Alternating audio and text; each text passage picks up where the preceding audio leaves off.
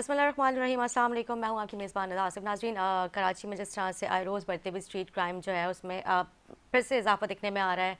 और इसके अलावा जिस तरह से मुल्क की सूरत हाल चल रही है जिसमें इन्फ्लेशन जो है वो सर फहरिस्त है, इसके अलावा जो अभी आजकल जो हॉट टॉपिक चल रहा है, क्योंकि PTI से रिलेटेड जिस तरह से आपने देखा कि मुज़ाकरात कमेटी जो है वो अब किस करवट जाके बैठ रही है, उससे रिलेटेड गुफ्तगू करेंगे। हमें स्टूडियो से ज्वाइन किया है, हमारे साथ मौजूद हैं शाहजहाँ जुनेजो साहब। जहाँ जिनेजो साहब, सॉरी, मैं आपको थोड़ा सा नाम में जो है कन्फ्यूजन है। मैं आपको वेलकम करूँगी प्रोग्राम में। खैरियत से हम अल्हम्दुलिल्लाह आपके लिए सर। सबसे पहले स्ट्रीट क्राइम के ऊपर बात करेंगे, क्योंकि स्ट्रीट क्राइम जो है वो कराची में सबसे ज़्यादा देखने में आता है। अगर हम पूरे पाकिस्तान से बात करते हैं, सबसे ज़्यादा स्ट्रीट क्राइम कराची में, ऐसा क्यों है? बिस्मिल्लाहिर्रहमानिर्रहीम। सबसे पहले आपका थैंक यू कि आपने मुझे अपने शो में बुलाया। स्ट्रीट क्राइम देखें, आप दुनिया भर में कहीं पे भी चले जाएं, हर कहीं स्ट्रीट क्राइम तो होता है, लेकिन उसको संभालने के लिए, उसको मैनेज करने के लिए प्रॉपर गवर्नमेंट भी काम करती है, इदारे भी काम करते हैं। लेकिन अफसोस के साथ कहना पड़ता है कि यहाँ पे हमारे जो इंतज़ामिया है, अगर वही चाहे पॉलिटिशियन से लेके चाहे आप इंतज़ामिया से लेके वो सब अगर इन चीज़ों में मुलविस होंगे तो क्या आपका स्ट्रीट क्राइम कंट्रोल होगा? एग्जैक्टली। तो आप कराची के साथ ये अभी से नहीं, शुरू से यही सलूक होता हुआ आ रहा है कि स्ट्रीट क्राइम को सरपरस्ती होती है बड़े लोगों से, ऊपर से लेके नीचे तक, सारे पॉलिटिशियन से लेके सारे आपके पुलिस से, सारे मैं सब लोगों के बारे में नहीं कहूँगा, लेकिन मेजॉरिटी में आप देखें कि हर चीज़ पुलिस को भी पता होती है ऊपर, क्योंकि पैसा ऊपर तक जाता है। जब मतलब तक वफाक तक जाता है, आपके कहने का मकसद मैं है? यही कहूँगा कि जब तक इस चीज़ को हम कंट्रोल नहीं करेंगे तो स्ट्रीट क्राइम बिल्कुल कंट्रोल नहीं एग्जैक्टली, होगा। बिल्कुल आपकी बात ठीक है। जान शेर जान शेर जुनेजो साहब, अब मैंने भी ठीक आपका नाम लिया। बात ये है कि जब अगर हम पिछली हुकूमत की बात करते हैं जिसमें जो खान साहब की हुकूमत थी, तो उसमें जो है अभी आपने खुद कहा कि ऊपर तक सारे जो है वो पैसे जाते हैं, तो क्या उस वक्त भी ऊपर तक जाती है? क्योंकि इन्फ्लेशन अगर देखा जाए तो सरासर उस टाइम से स्टार्ट हुई थी और अभी तक चल रही है, तो उस वक्त भी ऊपर तक पैसे जा रहे थे। स्ट्रीट क्राइम तो उस दौरान भी था। देखिए, मैं आपको ये बताऊं, स्ट्रीट क्राइम आप फिगर्स उठा के देख लें, तब की खान साहब के दौर के और अब की, तो उसमें ज़मीन आसमान का फ़र्क होगा। और ये नहीं है कि मैं कहूँगा कि खान साहब जैसे आए एकदम आते ही हर चीज़ कंट्रोल हो जाती है। जाहिर सी बात है, एक 70 साल से बिगड़ा हुआ निज़ाम है, उसको कंट्रोल करने में भी 7 दिन तो नहीं लगेंगे, तो एग्जैक्टली। उसको कंट्रोल करने में भी टाइम लगेगा। दूसरी बात ये कि जैसे मैंने आपको बताया कि आप हर कहीं चले जाएं, किसी मुल्क में, मैं पिछले दिनों लंदन गया था, तो वहाँ पे भी स्ट्रीट क्राइम, ऐसे नहीं है कि स्ट्रीट क्राइम वहाँ पे भी नहीं है, लेकिन लोग अपने खुद जिम्मेदारी समझ के, अब जैसे मिसाल के तौर पे यहाँ पे किसी के पास लाइसेंस नहीं होता, मैं कहूँगा हमारी भी इसमें उतनी ही कसूर गलत है, जितना अवाम का भी उतना ही कसूर है जितना कि यहाँ के हुक्मरान का, क्योंकि हम शॉर्टकट्स ज़्यादा यूज़ करते हैं। अगर हमारे पास लाइसेंस नहीं है तो हम कहेंगे कि 500 रुपये दे के जान छुड़ाए। तो ये चीज़ जब तक हम अपनी मेंटालिटी चेंज नहीं करेंगे तब तक ये चीज़ बढ़ती रहेंगी। लेकिन मुझे अल्लाह की ज़ात से भरोसा है, उम्मीद है, क्योंकि चाहे जितने भी स्ट्रीट क्राइम हों, कुछ भी हों, इन्होंने, पाकिस्तान ने इंशाल्लाह सुधरना ज़रूर है, लेकिन जो हालात इनके जो लग रहे हैं, जो यहाँ पे मौजूदा जो निज़ाम चल रहा है, लेकिन इनके मौजूदा निज़ाम से तो बिल्कुल कोई तवक्को नहीं की जा सकती। मतलब लेकिन अभी आप ये नहीं समझते कि स्ट्रीट क्राइम में अभी कोई कमी पेशी हो सकती है? इसकी रोकथाम का कुछ इसके ऊपर जो है वो सिलसिला शुरू हो सकता है? देखिए, आपके पास सारी मशीनरी, आपके पास हर निज़ाम सारा आपके पास है, लेकिन क्या चीज़ ऐसी दुनिया में जो मैनेजेबल नहीं है? सही हर बात। चीज़ दुनिया में मैनेजेबल है, अगर आप उसको सही से, ईमानदारी से और खुलूस नीयत से अगर उस काम को के पीछे आप जाएं। लेकिन अफसोस के साथ कहना पड़ता है, ना हमारे हुक्मरान खुलूस नीयत से जा रहे हैं, ना हमारे सारे वो, जैसे मैंने बोला, ऊपर से लेके नीचे सारा सिस्टम करप्ट है।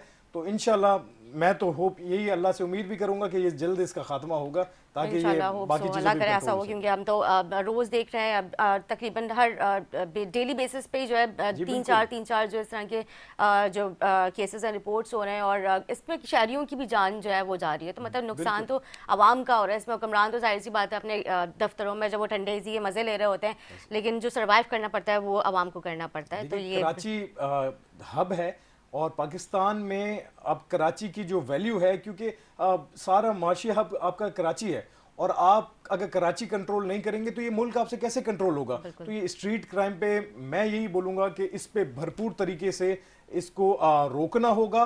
और इसके लिए चाहे हम एज अ पीटीआई मेंबर मैं ये भी कहूंगा कि इंशाल्लाह हम इस पे स्ट्रीट क्राइम पे हमने पहले भी आवाज उठाई है और फ्यूचर में भी इंशाल्लाह अनकरीब हम इस पे प्रोटेस्ट करने का भी प्लान कर रहे हैं। अच्छा जी चलें, तो अच्छा है। फिर क्योंकि जिस तरह से हम देख रहे हैं कि अभी आप लोगों की मुज़ाकराती जो कमेटी है वो अभी किसी करवट नहीं बैठ रही है, मतलब हुकूमत से थोड़ा सा वो अब जिस तरह से उनको तहफ़्फ़ुज़ात हैं अभी, तो अभी तक वही तहफ़्फ़ुज़ात लेके चल रहे हैं या फिर इसके ऊपर कुछ जो है आगे का कुछ लाएअमल नया तैयार किया आप लोगों देखिए ने? देखिए हमारी आज की अपडेट तो यही है कि खान साहब ने मुज़ाकराती कमेटी से उसको रिजेक्ट कर दिया है।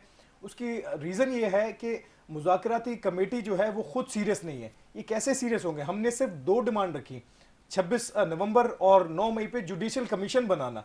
क्या ये इतने डरे हुए हैं, क्या इतने खौफजदा हैं कि जुडिशल कमीशन जो कि एक सीनियर तरीन जजेस की निगरानी में, हमने ये तो नहीं कहा कि जुडिशल कमीशन में आप पीटीआई के मेंबर को ही डाल दें, सीनियर तरीन जजेस हमने कहा था। तो सिर्फ हमने ये 2 डिमांड रखी थी कि इन दोनों डेट्स पे जुडिशल कमीशन बनाए। लेकिन क्योंकि इनका ये मैंडेट चोर हुकूमत है, 17 सीटों पे आई हुई है, इन्होंने क्या जुडिशल कमीशन बनाना है। ये रोजे अव्वल से, ये फर्स्ट डे से लेके ये सीरियस ही नहीं थे मुज़ाकरात के लिए। अच्छा। और ये मुज़ाकरात कैसे करेंगे? ये मुज़ाकरात करेंगे तो ये हुकूमत से बाहर जाएंगे। लेकिन वहाँ से अगर हम दूसरी तरफ देखें तो वो ये कहते हैं कि आप लोग मुज़ाकरात के लिए खुद बैठने के लिए तैयार नहीं है। देखिए हम और क्या बैठेंगे। 26 नवंबर को दुनिया ने देखा हम हमारे साथ जुल्म हुआ। हमारे साथ जुल्म होने के बावजूद भी हमने एक गुड जेस्चर में हम मुज़ाकरात के लिए हमने खुद आवाज़ उठाई कि हम मुज़ाकरात करना चाह रहे हैं। तो मुज़ाकरात के लिए एक कदम हमने बढ़ाया। लेकिन वही कहते हैं ना, जिसकी नीयत में खोट हो, नीयत में कमी हो, तो वो क्या मुज़ाकरात करेंगे। वो खुद हमारी सीटों पे जाली तरीके से बैठे हुए हैं। 17 सीटें लेके वफाकी हुकूमत बना के बैठे हैं। इनकी सीएम से लेके, इनकी मिनिस्ट्री से लेके सब फॉर्म 47 पे आए हुए हैं। तो ये क्या मुज़ाकरात के लिए सीरियस करेंगे? ये इनको तो अपने पड़े हुए कि हमने अगर मुज़ाकरात किए तो हमें हमारी छुट्टी ना हो जाएगी। अच्छा, फॉर्म 47 के जैसा भी आपने जिक्र किया, तो क्योंकि आपका ताल्लुक जो है वो पीटीआई से है और आप खुद भी कैंडिडेट थे PS 98 के, तो इससे रिलेटेड भी जो है काफ़ी मतलब जो मुझे अभी ऑफ द कैम हम बात करें तो आपने कहा कि तहफ़्फ़ुज़ात थे कि मतलब जीते हुए आप थे, लेकिन जो है वो एमकेएम के अरसलान परवेज़ साहब जो हैं वो वहाँ से मुंतखब हो गए MP है। तो इससे रिलेटेड बात। मैं इस बारे में ये कहूँगा कि जैसे PS 98 का कैंडिडेट तो मैं बाद में था, लेकिन विनिंग कैंडिडेट हूँ मैं, विनर कैंडिडेट ना। ओके। तो PS 98 से 12,500 के करीब मैंने वोट लिया और एज उनके पर कितने फॉर्म थे? 45। और जो अरसलान परवेज साहब, मुझे रात में पता चला कि अरसलान परवेज साहब जो कि 1755 वोट लेके एमपीए की सीट पे बैठे हैं, हलफ उठाया उन्होंने, वो यहाँ पे आपके टॉक शो में आ रहे हैं। तो मुझसे तो मैंने सारी जितनी मीटिंगें थी कैंसिल की। मैंने कहा सबसे पहले इस टॉक शो में पहुंचना है, क्योंकि मैं भी चाह रहा था कि वो जरा बराबर में बैठे, तो उनको भी मैं बताऊं कि 1755 वोट लेके एमपीए का हलफ कैसे उठाया जाता है। और 12,500 प्लस वोट जिसने लिया है, जिसने अवाम का मैंडेट लिया है, और उसका चोरी शुदा उसका मैंडेट चोरी करके जो आप हलफ उठा गए ना, तो उनको भी आईना दिखाने के लिए मैं आया था। मतलब लेकिन अरसलान ने सिर्फ 1700 वोट लिए हैं। 1755 वोट लिए। 1755। मैं यही कहूंगा, अगर क्योंकि आज आपको जैसे अनफॉर्चुनेटली मैं यहाँ आया, मुझे पता चला कि वो यहाँ से नहीं आए, उन्होंने कहा था कि वो भाग पीपर गए। पे आ जाएंगे, ऑन कॉल आ तो जाएंगे सॉरी। हमारे पास। तो कहने का मकसद ये है कि 1755 वोट हमारे यूसी के, अगर कोई इलेक्शन जिसने लड़ा हो, वो भी 2000 प्लस उन्होंने वोट लिए पीटीआई के। तो ये 1755 वोट लेके ये मेरे कैसे फेस टू फेस करेंगे। मैं तो आपके शो में इनको खुलेआम चैलेंज कर रहा हूँ, आपकी शो में आज चैलेंज करके जा रहा हूँ। आज तो चले भाग गए, नहीं आए, मैं कहता हूँ फिर आप कोई प्रोग्राम रखें, साथ में बिठाएं, प्रूफ रिकॉर्ड के साथ इनके। मैं पहली बात, ये आएंगे नहीं। मैं इनको चैलेंज कर रहा हूँ लाइव टॉक शो में आपके, कि अगर इनमें हिम्मत है, अगर ये समझते हैं कि ये जीते हुए हैं, हल्फ इन्होंने हकीकत में उठाया है, असली उठाया है, तो मेरे साथ साथ आके बैठे और बिल्कुल तरीके से बैठ के आपको एक एक चीज में क्लियर प्रूफ के साथ दिखा दूंगा, ताकि इनके तो आपने इसको चैलेंज नहीं किया था?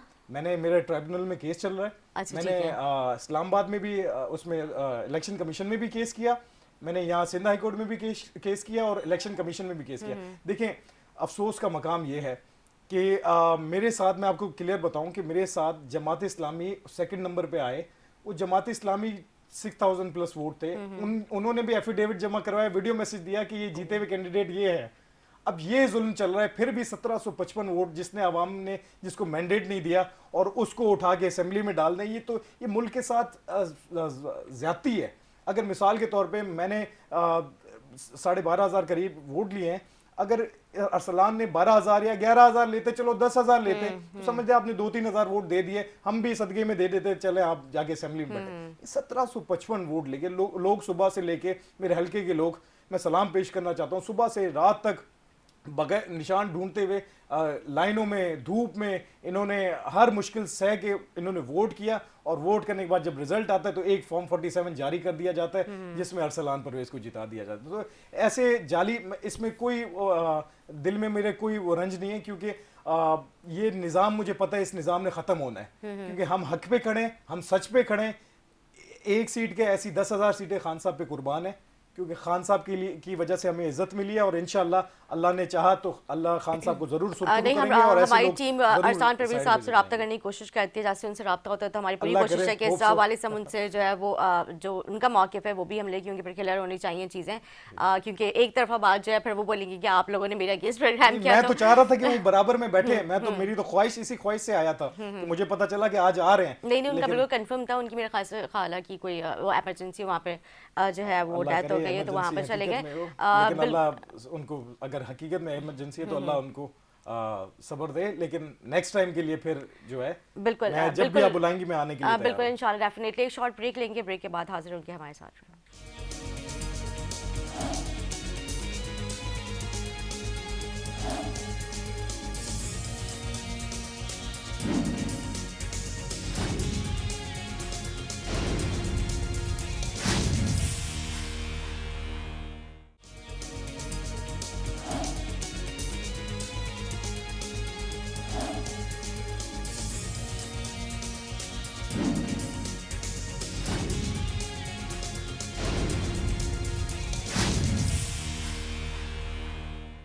वेलकम बैक नाज़रीन। ब्रेक से पहले गुफ्तगू हो रही थी जुनेजो साहब से। मैं आपको जुनेजो कहूँगी क्योंकि आपके नाम में मुझे थोड़ी सी कन्फ्यूजन लग रही है, वो नहीं मैं प्रोनाउंस कर पा रही हूँ। बहरहाल अब बात हो रही थी क्योंकि मौजूदा सूरत हाल से रिलेटेड जिस तरह से हमने देखा कि अभी मतलब पाकिस्तान के लिए बड़ी खुशाइन बात है कि पाकिस्तान के मतलब सिंध के शहर जो है उसमें जो है काफ़ी मतलब बड़ी तादाद में गोल्ड निकला है। तो इससे पहले भी काफ़ी दफ़ा निकल चुका है, लेकिन इस बार जो निकला है, तो क्या आपको लगता है कि ये कौमी ख़जाने में जाएगा और फिर मुल्क की सूरत हाल कुछ बेहतर होगी? इस तरह से हम देख रहे हैं वज़ीर आज़म भी बार बार कहते हुए नज़र आते हैं। अगर हम सिंध हुकूमत की बात करें तो वो भी कहते हुए नज़र आते हैं कि जो है मतलब मुल्क तरक्की करने वाला है, क्योंकि 18वीं तरमीम बीच में आ जाती है। तो फिर हम सिंध हुकूमत की तरफ देखते हैं कराची वाले, तो वो तो ये कहते हुए नज़र आते हैं सिंध भी तरक्की करेगा। तो आप क्या समझते हैं, तरक्की होगी?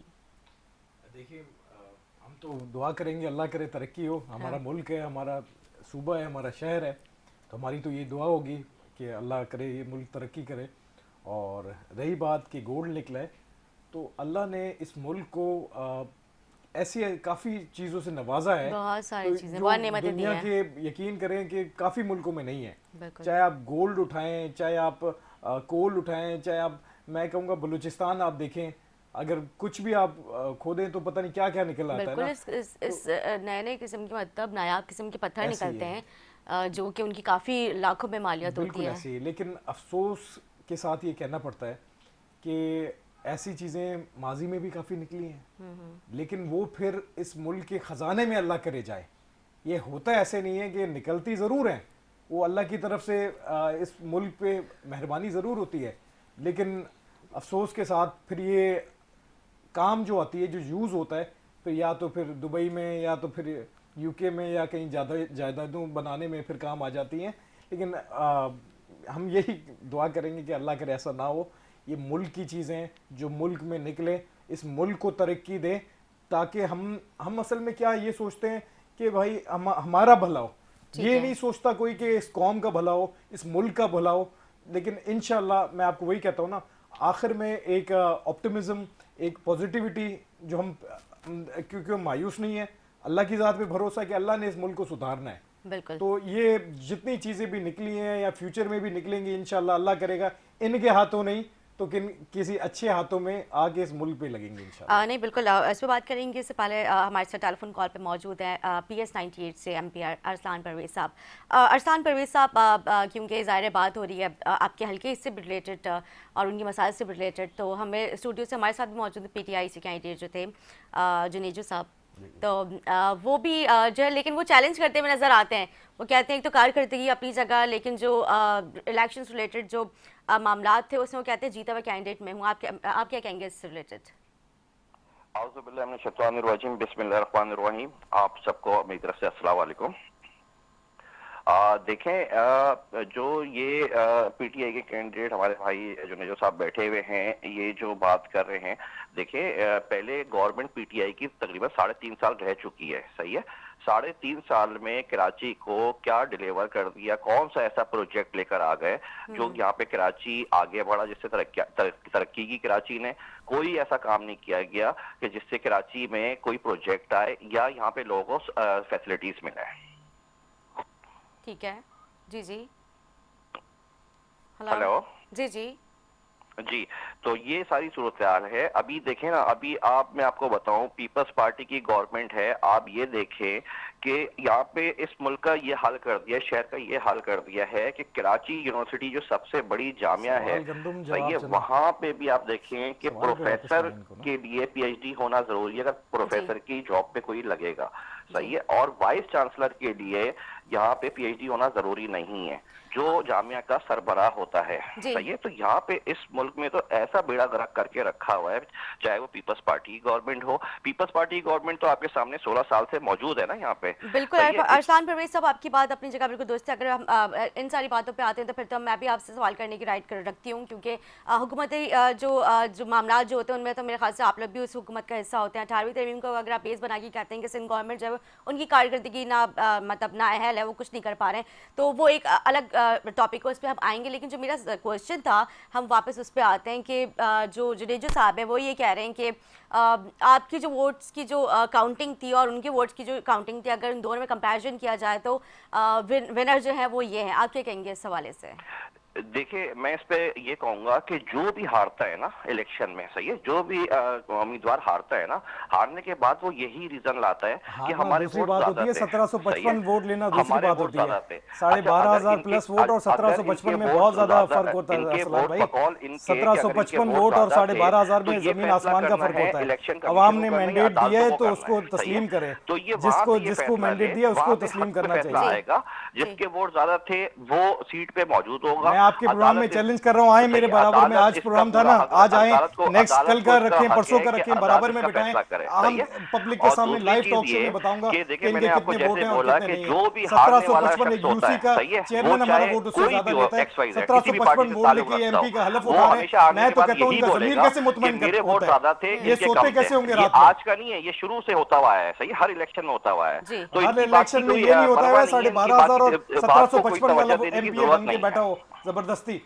मैं इंशाल्लाह इस दुनिया में भी इनसे जवाब लूंगा, रोजे मैशर में भी इनसे हिसाब लूंगा इंशाल्लाह। बिल्कुल, देखें जवाब बिल्कुल अल्लाह को देना है, सही, ना इनको देना है। हमें हलफ उठा के कुरान बीच में रखें, कुरान पे हलफ उठा के बताएं कि आप जाली वोट से आए या हकीकत वाले वोट से आए। 1755 वोट लेके आप अपने घर में क्या जवाब देते होंगे? देखिए, 1755 वोट लेके आप असेंबली में हलफ, कुरान के अल्लाह की आयतों के सामने आपने हलफ उठाया। मैं कहता हूँ अल्लाह को मर के क्या जवाब देना है? ये दुनियावी चीजें यहाँ पे रह जानी है। के दौरान इनका तो अता पता ही नहीं था कि कहाँ छुपे हुए आए ना, बराबर में बैठे, कल प्रोग्राम में आए, इलेक्शन के दौरान की बात करें, कल आ जाए, कल प्रोग्राम में बराबर में इलेक्शन के दौरान की बात करें कि इनका नहीं पता था कि कहाँ पे थे, ग्राउंड पे उस वक्त नहीं थे ये।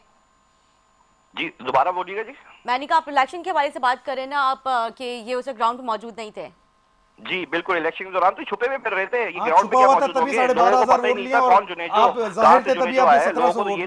है ना, अगर आपने, मैं चैलेंज करता हूं आपके लाइव टॉक शो में, कल यहां पे बिठाएं, आज बिठाएं, जिस टाइम बोले मैं हर काम छोड़ के यहां पे मौजूद दूंगा, बराबर में बैठ के इनको जवाब दूंगा एक प्रूफ के साथ। पाकिस्तान का जो नुमाइंदा है उसके साथ कितनी पब्लिक खड़ी हुई और इनके साथ कितनी खड़ी हुई पब्लिक, इनको खुद अंदाजा हो जाएगा। ठीक है, अल्हम्दुलिल्लाह 12,500 प्लस वोट लिए, 1755 से बहुत फर्क होता है अरसलान भाई। बहुत अच्छा, पांचवें छठे पहले नंबर तो पे पहले तो जो जुनेजो साहब ने ये कहा था फॉर्म कि 47 हमारे निकाल 8,000 दिया, वोट है, कितनी आ अब जाती दुनिया 12,000 में। वोट पे जी। पहुंच गए। ये तो खुद क्लियर नहीं है कि इनको वोट कितने पड़े, तो ये क्या जवाब देंगे ये मैं आपको बताता हूं, 12,242 वोट पड़े, आपको 1755 वोट पड़े, जिसमें एक पोलिंग स्टेशन आपने छुपा ली थी रिजल्ट।